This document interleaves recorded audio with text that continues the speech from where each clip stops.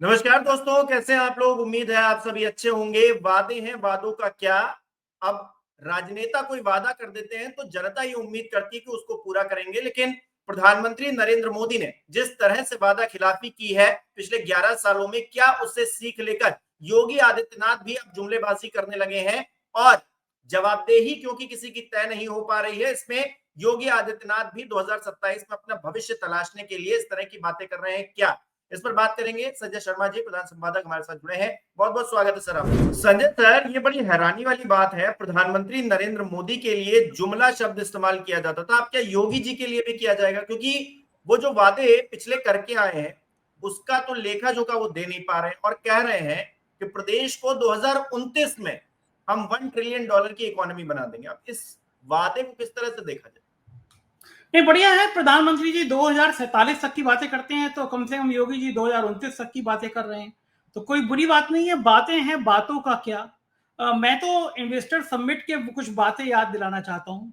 Investor summit में जितनी बड़े बड़े हो कि आप ये कंपनी आई है, ये 5,000 करोड़ इन्वेस्ट करेगी, ये 50,000 करोड़ इन्वेस्टमेंट करेगी, तो मैंने एक आरटीआई लगाई थी। उस आरटीआई में मैंने पूछा कि जब ये कही गई कि हजारों लोगों को नौकरियां मिल गई, तो मैंने आरटीआई लगा के पूछा कि जो इन्वेस्टर समिट थे इसमें से कितने लोगों को रोजगार मिला है। तो आरटीआई का जवाब आया कि इस तरह का कोई डाटा हमारे पास मौजूद नहीं है। तो जब सरकार के पास डाटा मौजूद नहीं है तो ये कौन है जो बता रहा है कि इन्वेस्टर समिट से सैकड़ों हजारों नौकरियां मिल गई।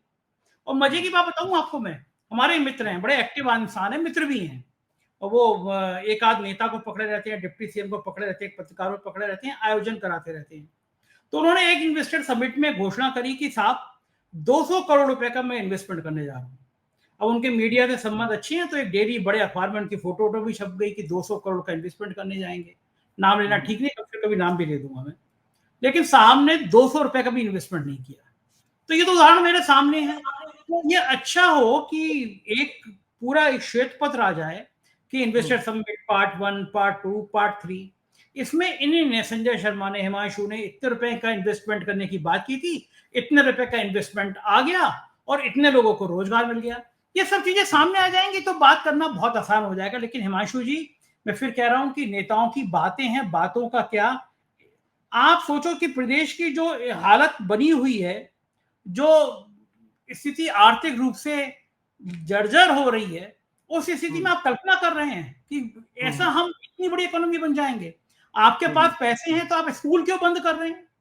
किसी भी राज्य की सबसे बड़ी व्यवस्था, सबसे बड़ी रीढ़ की हड्डी स्कूल होता है, शिक्षा होता है, और आप स्कूल ही बंद कर दे रहे हैं, रीढ़ की हड्डी तोड़ दे रहे हैं कि साहब बच्चे नहीं आ रहे। आप व्यवस्था करिए ना, स्कूल के जो बच्चे हैं, गांव के बच्चे हैं, पढ़े लिखे।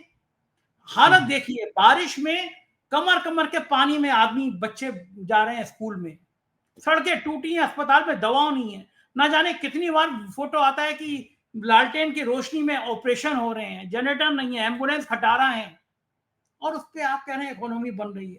तो हिमांशु जी, नेताओं की बातें हैं। योगी जी को भी ऐसी बातें, मोदी जी से सबक लेते हैं। वो कहते हैं मोदी जी हमारे आदर्श हैं, मोदी जी हमारे गुरु हैं। तो मोदी जी के 15 लाख रुपए अभी तक तो अकाउंट में हमारे आ रहे हैं, धीरे धीरे टुकड़ों टुकड़ों में आ रहे हैं। तो पता नहीं कितनी देर और लगेगी इनको आने में और कितनी देर लगेगी जाने में। फिलहाल तो ऐसी बढ़िया बढ़िया बातें सुन के आप खुश हो जाइए, क्योंकि गोदी मीडिया है जिसको आप करोड़ों रुपए के विज्ञापन देते हैं, वो बढ़िया बढ़िया खबरें छाप भी देता है आपकी, और बता भी देता है कि बस आ ही रही है, आ ही रही है, आ ही रही है इकोनॉमी, आप इंतजार करते रहिए, कहीं नहीं आने वाली है।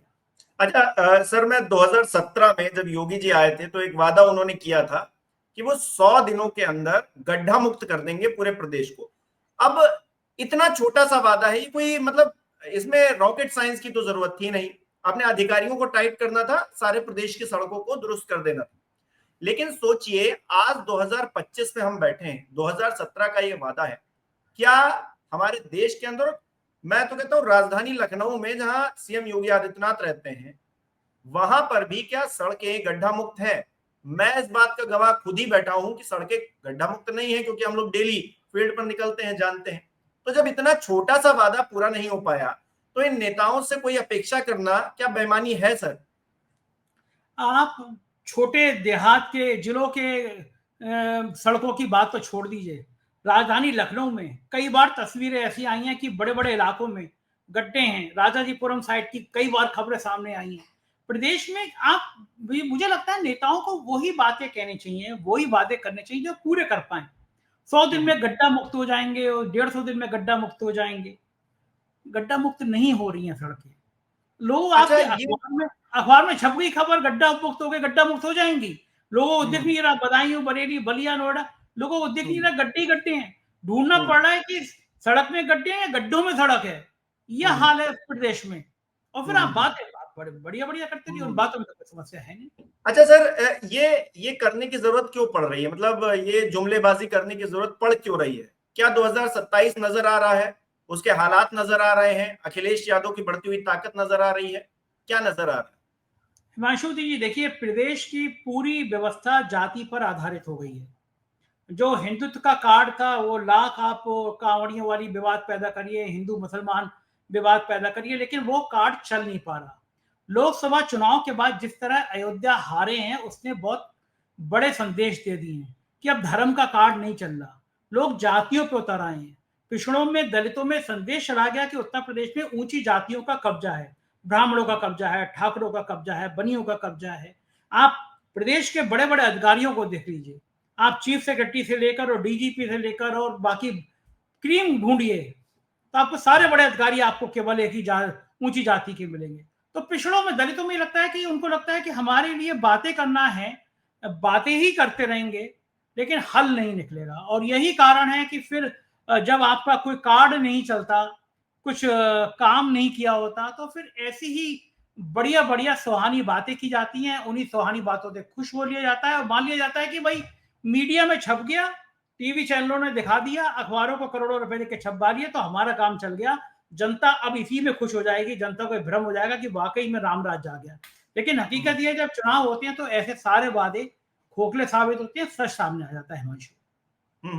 अच्छा सर, कंपैरिजन करें अखिलेश यादव के 5 साल और, क्योंकि इस सरकार के 8 साल हो गए हैं, ज्यादा काम उत्तर प्रदेश के अंदर, या फिर आप मायावती के कार्यकाल को भी जोड़ लीजिए, ज्यादा कामकाज किस सरकार में आपको नजर आया? आप तो मतलब इतने सालों की आपकी पत्रकारिता है और अब आपने ग्राउंड जीरो पे देखा है। हिमांशु जी ये कहता हूं कि जनता खुद याद कर ले, राजधानी से शुरू कर दे। हम्म, लखनऊ में बैठे लोग खुद तय करें, लखनऊ के चक्कर लगाएं और देखें लखनऊ के जितने बड़े काम हैं वो किस सरकार में हुए। इस सरकार का कोई काम बता दें। जनेश्वर मिश्रा पार्क है, वो देश का, भारत का शायद सबसे बड़े पार्कों में से है। मुख्यमंत्री जी ने कब उसका भ्रमण कर लिया बता दें। जर्जर हालत में हो रहा है जनेश्वर मिश्रा पार्क। कौन कौन से नई प्रोजेक्ट लखनऊ के अंदर लॉन्च हो गए। तो आपको धरातल पे जब आप जाएंगे, बात करेंगे, रिवर फ्रंट जो इतना बढ़िया बना था, जब आज वहां पे जाके देखिए कि क्या हालत हो रही है, गोमती गंदगी से भरी पड़ी है, लाइटें बंद हो जाती हैं, देखने वाला हाल नहीं है। जयप्रकाश नारायण केंद्र में उदाहरण देके बताता हूं आपको, जेपीएनआईसी बना था। जेपीएनआईसी बना था 700-800 करोड़ रुपए की योजनाओं से शुरू होकर। समाजवादी पार्टी की सरकार में शुरुआत की, संजय सेठ शालीमार कंपनी के मालिक थे, मुलायम सिंह जी के करीबी थे, ठेका उनको मिलना था। जैसी बिल्डिंग बन गई, फाइनल टच होना था, इंटीरियर काम होना था, सरकार बदल गई। योगी जी ने आके उसकी जांच शुरू कर दी। जांच शुरू हो गई, संजय सेठ घबराए। अब मैं उन शब्दों को बताऊंगा नहीं कि क्या बात की, डील के तहत वो बीजेपी में गए और फिर एमपी बन गए और जेपीएनआईसी का काम ठप हो गया। वो 1000 करोड़ की बिल्डिंग खड़े खड़े खंडेर होने लगी। हमने एक दिन देखा तो हमारे मित्र अधिवक्ता हैदर भाई, हमने सरकार को नोटिस दिया, भाई 1000 करोड़ रुपए तो हमारे आप पे टैक्स के पैसे हैं, सरकार के कान पे जू नहीं रहेगी। हम हाई कोर्ट गए, मैंने पीआईएल करी जेपीएनआईसी को लेकर कि मैंने की 1000 करोड़ रुपए की बिल्डिंग है, जांच तो बीजेपी में आ गया मालिक, जांच खत्म हो गई, तो ये 1000 करोड़ की बिल्डिंग तो पूरी करो। बड़ी सरकार ने कोशिश करी, लेकिन चीफ जस्टिस ने नोटिस जारी कर दिया सरकार को। अंततः अब पिछले महीने में तय हुआ सरकार ने कि जेपीएनआईसी बनाने जा रहे हैं। अब आप सोचो, सरकार के 6-6.5 साल हो गए, एक बनी बनाई बिल्डिंग खंडेर हो रही है, आप उस बिल्डिंग को पूरा नहीं कर पाए। लखनऊ शहर की बिल्डिंग है, सबसे बड़ी बिल्डिंग थी। तो ये आपका चित्रण है, ये आपका विवरण है। आपको टांग पे गोली मारने, बुलडोजर से अगर आप फुर्सत मिल जाए तो आप विकास के कार्य पे नजर मारें।